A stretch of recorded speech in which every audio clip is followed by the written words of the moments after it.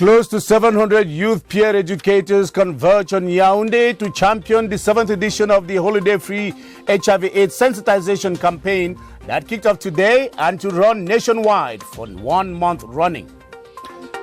Cameroon's Ministry of Trade uncovers an unorthodox distilling factory in Yaoundé specialized in the fabrication of crude liquor of varying brands and packaging them in make-believe containers that they spread in markets in the country. Cameroon's basketball lionesses are in camp to overhaul technique, tactic and physique for the FIBA Afro-Basket tournament that opens in Senegal on the 9th of August 2019. Those are our top stories. Hello, thanks for joining us. This is the 7:30 News and I am Ben Menopufong.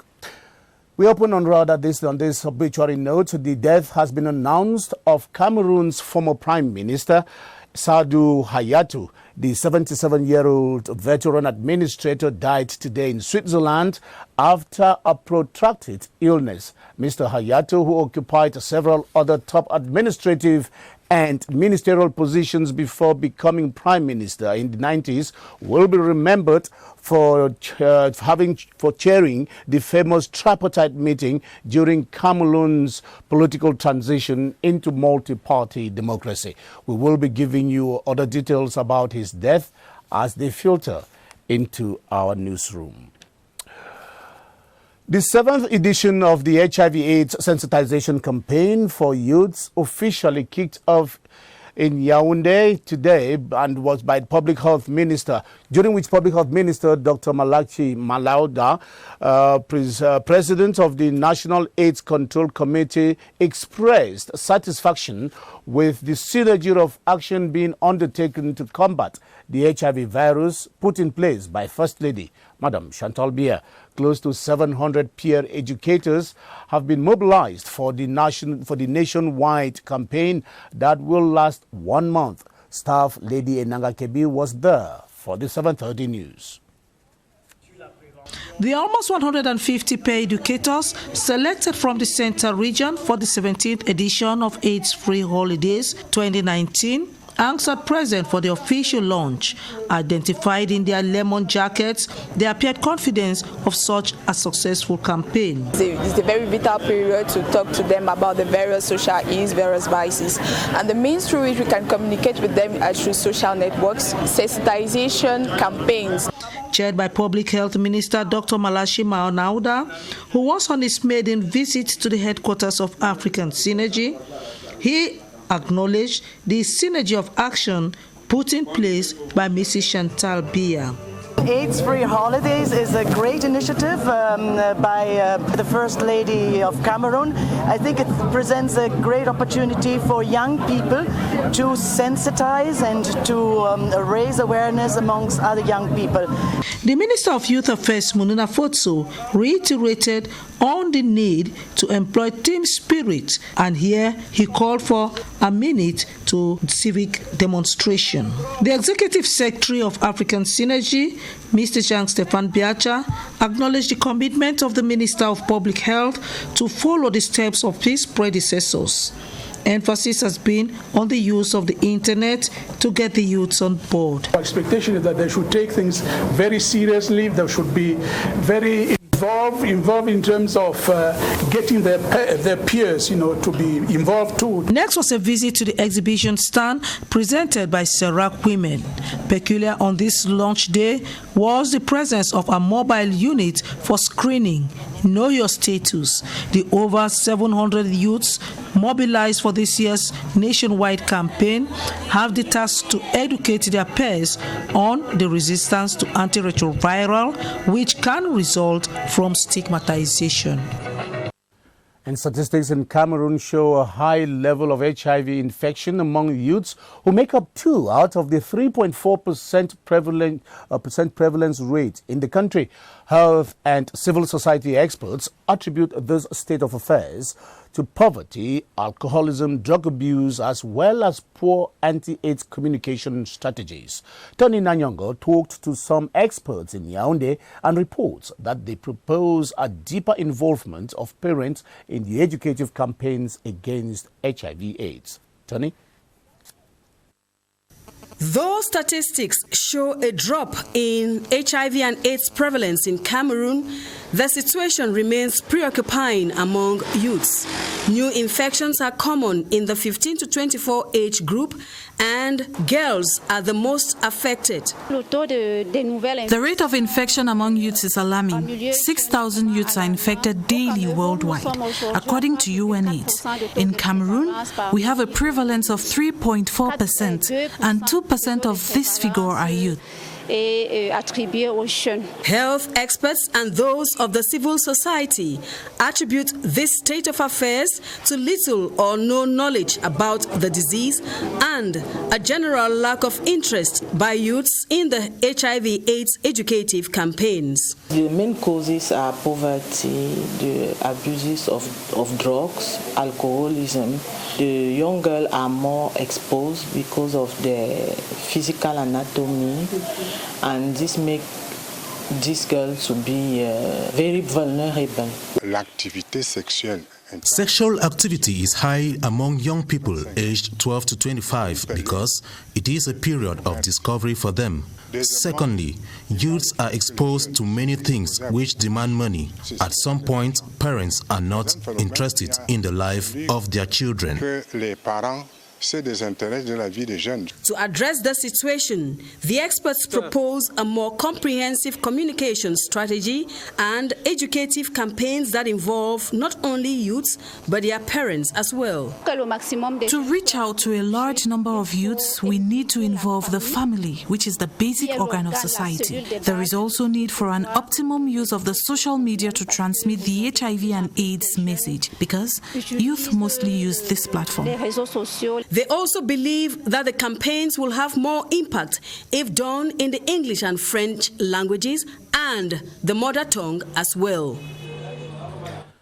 And as you heard in the headlines, another crackdown operation against contraband activities has led to the seizure of cartons of liquor and fake stamps in the home of a dealer at the Oja neighborhood here in Yaoundé. The exercise, led by Trade Minister Luc Magloire Bargatanga, follows a tip-off which enabled the investigators to trace and fish out the suspects in the heart of the contraband industry. Clarice Ray Takang has the details of that story. Liquor, cartons produced, bottled and labeled fraudulently and sold under the guise of a well-known brand. A network of contraband activity that has been thriving in the Oja neighborhood of Yaoundé. A late-night, unexpected call from the National Control Brigade of the Ministry of Trade caught the suspects in the act, one which they have been involved in for some time, it was disclosed. A flat was their base. She sells alcohol, contraband alcohol. So we were on her since some weeks, I can say some months. And she could not imagine that, at 10 p.m., the minister can be on the field. We caught her discharging her goods, which were coming, I don't know where. We will know. It is one of many crackdown operations in recent times to fish out with the hope of putting the brakes on illicit trade practices in the country. While the goal remains to ensure that consumers are not exposed to harmful substances, many nevertheless confessed that there is need to do more to see the quality and safety of products guaranteed. There are equally calls for the state to take a tougher stance against those who are channels through which contraband and counterfeit activities are promoted. On to other developments now. The Saudi Arabian ambassador to Cameroon, Mohammed Soliman Al Musher, says the United Kingdom will, that his kingdom rather, will continue to support Cameroon in its endeavors to attain emergence come the magic year 2035. The Saudi diplomat was speaking in Yaoundé today during a farewell audience with House Speaker Kavai Yege Jibril. Here is Esther Kima Tabot with details of their exchange. The Republic of Cameroon and the Kingdom of Saudi Arabia enjoy bilateral ties that span over 5 decades with considerable gains recorded. From financing of projects to boost wheat production to road infrastructure developments in the north and west regions, the Saudi Arabia ambassador to Cameroon, His Excellency Mohammed Suleiman Al-Musher, discussed with House Speaker Honorable Kavaige Jibril the trend covered so far by both countries as he leaves Cameroon. I came to bid farewell to the House Speaker as I end my mission to Cameroon. I express gratitude for the assistance he offered us to effectively accomplish our mission. Relations between Saudi Arabia and Cameroon are quite old, and a few years ago we celebrated the 50th anniversary of these ties. The solidity of our cooperation is translated through the construction of our chancellery in Yaoundé, which is one of the first to be built in Africa. The Kingdom of Saudi Arabia continues to intensify cooperation in the area of education with the award of scholarships, financing the construction of the Chinga complex, supporting energy developments, and providing assistance to the Muslim community involved in the religious pilgrimage to Mecca are actions Saudi Arabia pledges to pursue. Nigerian business magnate Tony Elumelu has hailed President Paul Biya for the support given to African entrepreneurs, especially those from Cameroon.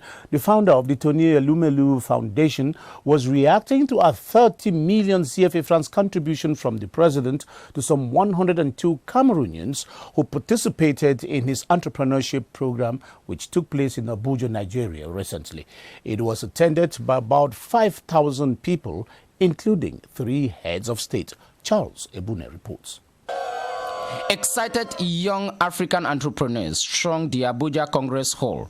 At least 3,500 of them this year to each receive a non-refundable seed capital of $5,000, roughly 3 million CFA francs.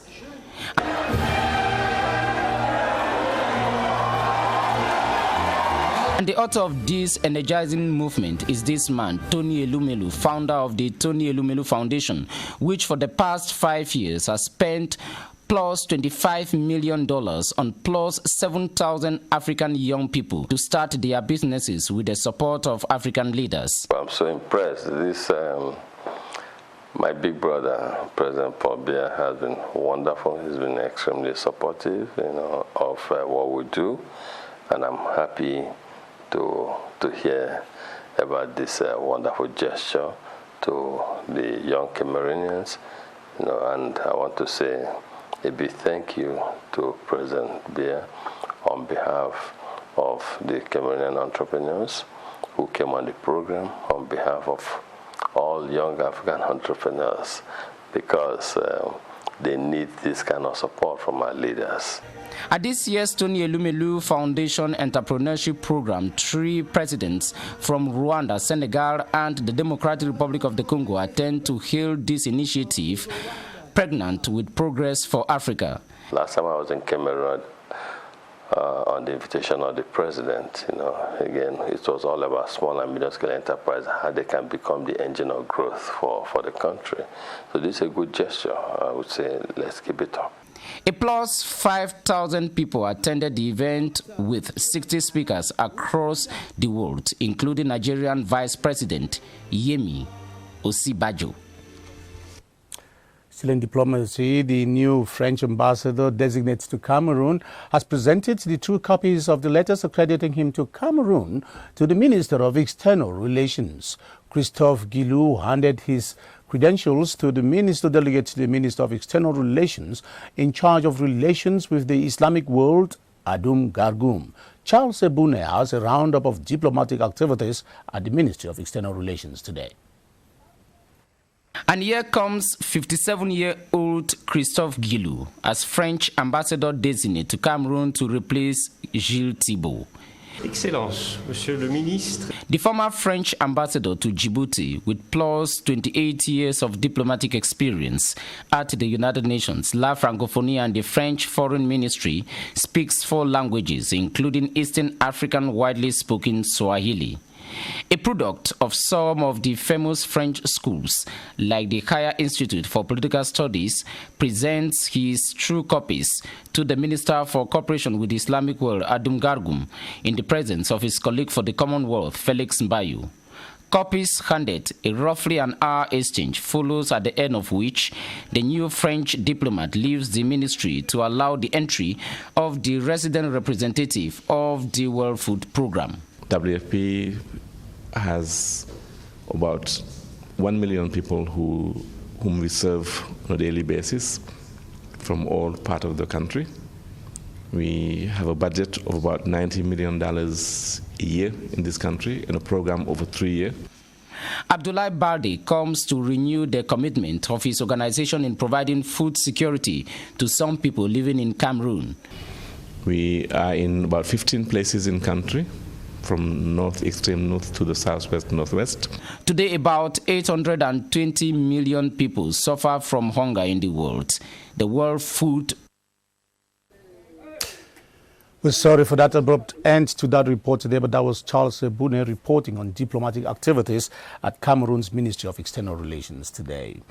The third edition of the Information and Communication Technologies Holiday Camp is taking place in Gaoundéré at the Adamawa region on the theme Young Cameroonians, Internet Users, Actors, Vectors and Promoters of Republican Values. Some 1,000 youth groups in 3 workshops are being schooled on the responsible use of the ICTs and other thematic concerns.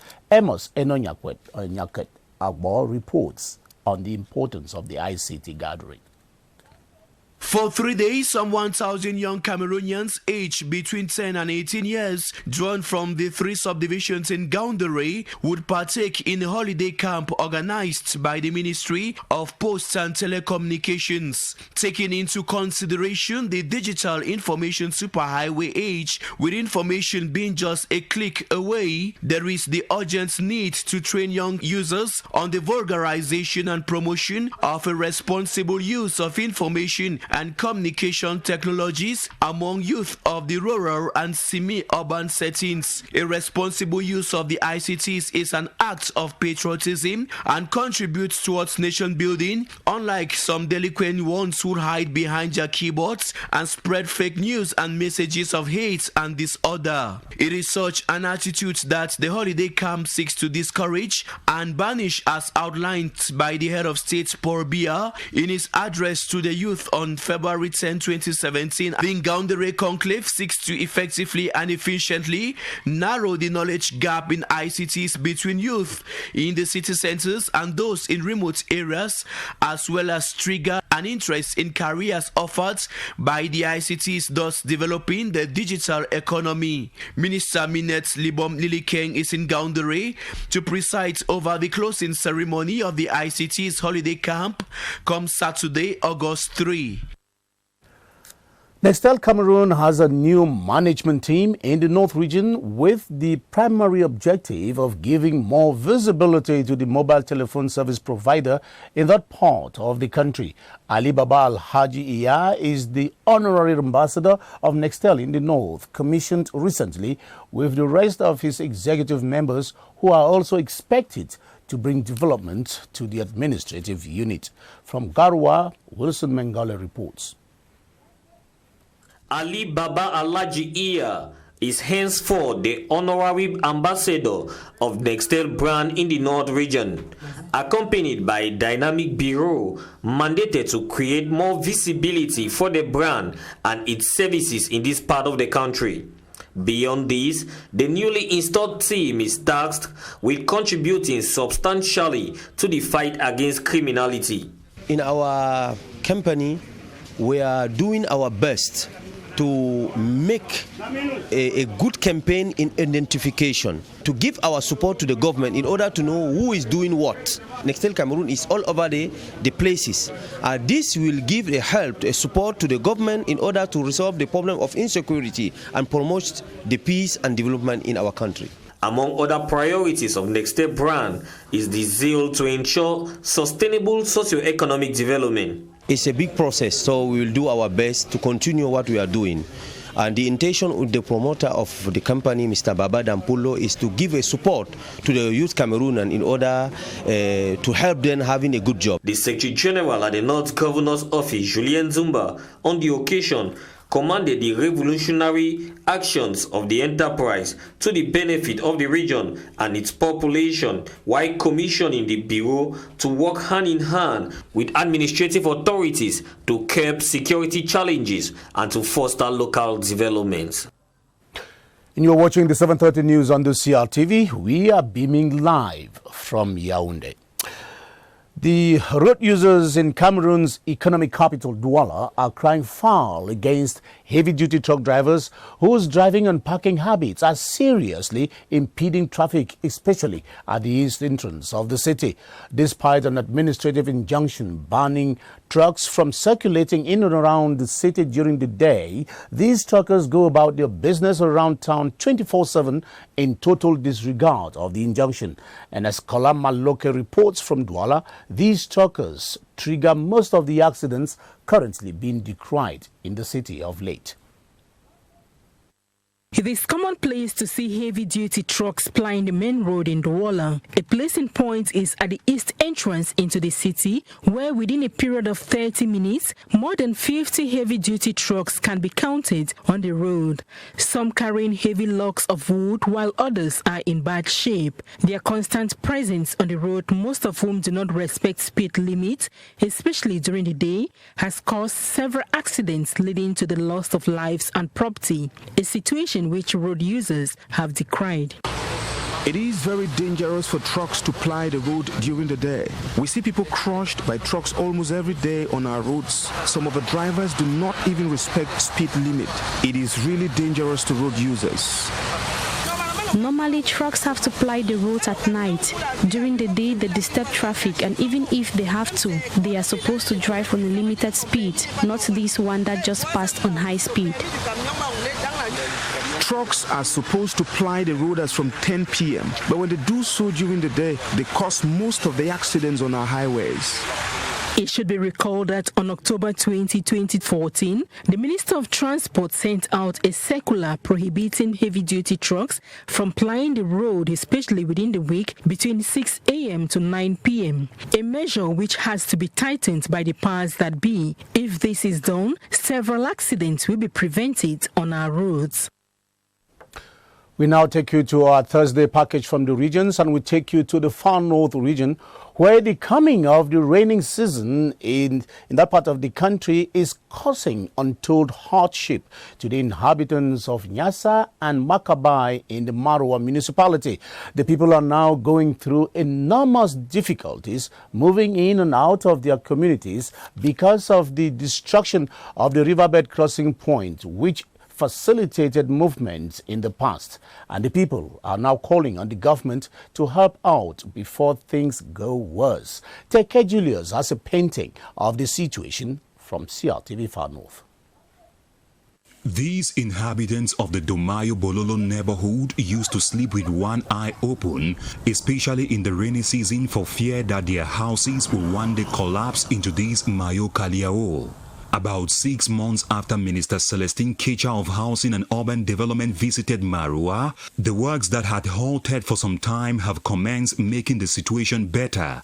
Situation now as compared to that of last year is more better, because last year by this time of the year we could not sleep, since as the river was draining towards our homes. It's better 50%. When they started the work, everything was going well. Though this more than 3 billion CFA francs project to secure these Mayo Kaliaho banks is progressing and making life easy for the about 2,500 affected persons, other complications have cropped up. First, it is the rapid erosion of these banks on this side of the Marua Municipal Library. Second, the rapid degradation of these pillars supporting this Pont Rouge bridge, which might cause it to give way in the nearest future. This situation and others have left the residents a little bit worried. We are really scared of the situation because we know that one day it can collapse. The people in this neighborhood and the city of Marua are now pleading with the state to ensure these projects' completion, as well as tackle the new problems very fast.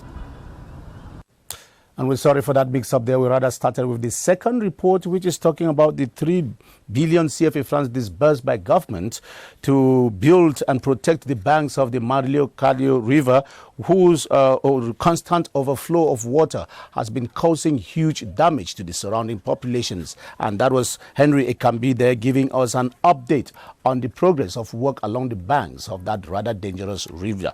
Now let's talk about Teke Julius, who is talking to us about the people of the rainy season and it holds to and the problems it brings to the population who are residents around the Makabai area, where the waterbed crossing point has completely been damaged by the river. Teke Julius has a painting of that situation in this report. Ngasa, hosting the high-frequency center of CRTV Far North and Makabai, one of the most populated villages in the Marwa 1 municipality, are partially cut off from the city center due to the near absence of what used to be riverbed bridge crossings, swept away by ferocious river currents of Mayo-Chanaga, one of the principal rivers running across the town. Movement in and out of Ngasa is done only by bike during this rainy season, though many people are forced to move into the river to get across to the city center. We are really suffering. Look at the bridge for yourself, completely broken down. We cannot easily take the sick to the hospital or transport food items to sell in the city. The situation is really bad. When it rains, children can't go to school. Elderly people and children can only be transported across by energetic youths. It is the same risk some people in Makabai go through on a daily basis with the destruction of the riverbed bridge crossing that was linking the village to the rest of Marwa. The effects are therefore very costly on transportation and investments. At first, one could spend just 100 francs for a commercial motorbike moving from Makabai to the city center. The fare now is between 300 francs and 500 francs CFA. Experts say contracts for the construction of these riverbed bridge crossings awarded some 5 years ago have never been properly executed. Let's come back to the center now to say the phenomenon of games of chance is on a rise in Cameroon despite the negative effects they have, especially amongst the youths. In the nation's capital, the situation is even alarming, with little control even with legislation that governs the sector. Our Central Regional Correspondent Yannick Lema has observed the phenomenon and says its effects are simply devastating. Are many and varied: Loto, Parifoot, PMC, Lodo, Draft, amongst others, that many people in the Central region today play on daily basis with the main aim of making gains. What motivated me was because I saw that if I play, I will win. For some persons who have been in the practice for long, they think that it is not a good habit to embrace. Yet another group believes that those who get engaged in such a practice easily run into problems at home, since expenditures on such games end up being too heavy. Games of chance is not good for children and adults because adults was with all their money on such games while children can learn bad things. For the administrative authorities, game of chance is accepted by law, but the operators must respect the rules and regulations governing the sector. The operators must respect the rules and regulations of the sector. He further explained that these game centers can be closed down if they do not respect the laws. However, many people in the Central region see the games of chance as a place to waste resources and time, and therefore call on especially the youth not to get involved in the practice because it is not good for them. We now take you to our running series tonight, which focuses on holiday makers and their love for trendy music. The majority of holiday makers in Yaoundé have as trendy genre rap, hip-hop, urban hits, gospel, and R&B. In Act 4 of our running series tonight, Cynthia Etim caught up with some holiday makers in Yaoundé and packages their music trends in the following report.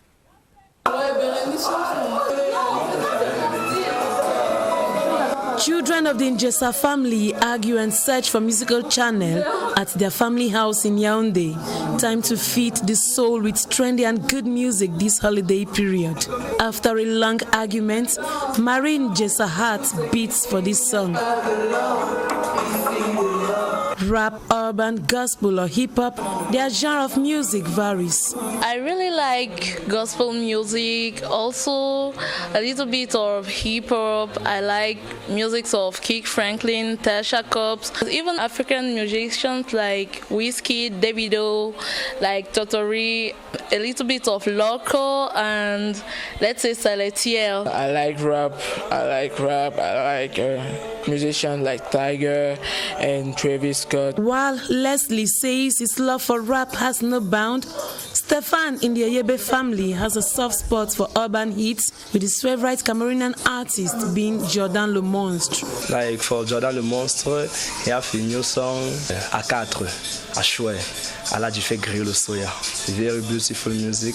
I like the music because for young people, we are in the same generation, only for entertainment. Parents say the kind of music holiday makers listen to should be controlled because of the message it conveys.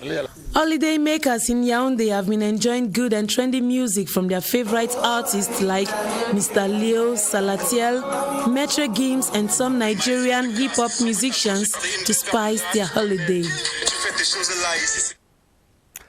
Let's take you over to Saudi Arabia, where ahead of the official start of the 2019 Hajj in Mecca tomorrow, the over 3 million pilgrims from across the globe have been paying discovery visits to some holy sites in the Saudi capital, or rather in the Saudi city of Medina. Some of the points of attraction are the holy city Medina, the sacred tomb of the Prophet Muhammad, and his mosque.